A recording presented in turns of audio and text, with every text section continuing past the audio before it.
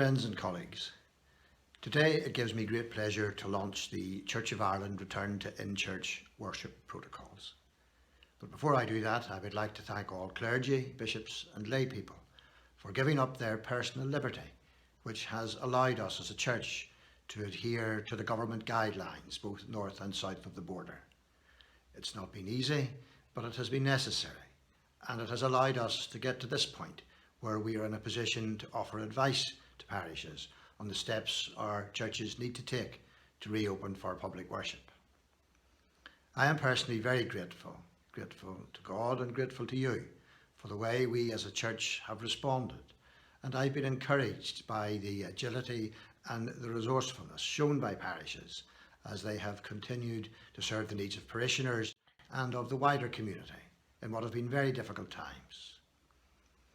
As you will appreciate, our governments have had to adjust their recommendations based on the current and expected trajectory of the coronavirus. Although government advice in north and south haven't always been identical, what has been consistent is that each government's roadmap points to a gradual easing of restrictions, with each stage dependent on satisfactory progress in reducing the incidence of COVID-19 within society.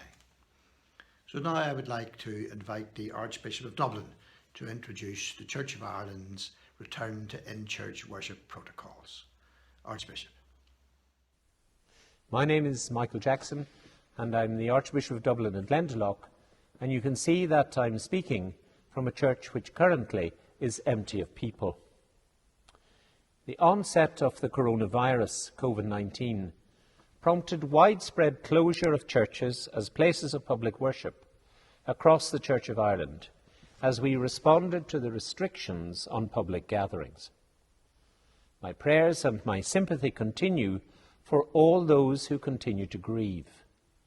I express my sadness for all who have died in these days. I offer my admiration to all who have adhered to social distancing and cared for others with practicality and with compassion. Roadmaps to reopening in both political jurisdictions have been published. There are a few things that the Church of Ireland protocols encourage at every point.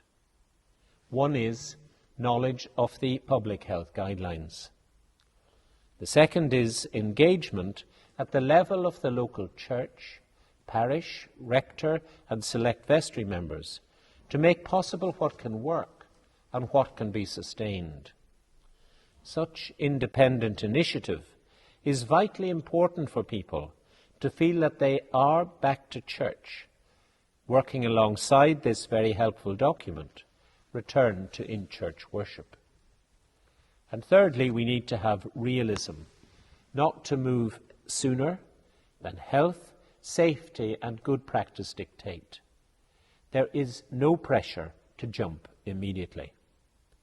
Patience will take us further than will impatience.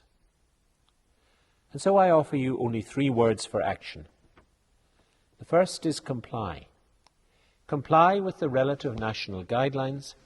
Churches are public buildings. Prepare. Prepare your churches to be safe and welcoming. Expect great things from God and from yourselves. As a scriptural focus for this work ahead, for which I thank you most sincerely, as for all your work and witness thus far, I offer you as a divine encouragement the words of Jesus at the end of the Gospel for Trinity Sunday. I will be with you always, even to the end of time. Thank you, Archbishop.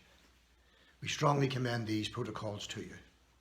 And for now, we thank God for the vocation he has given us to worship him, to care for his people, for our neighbours, and for his world.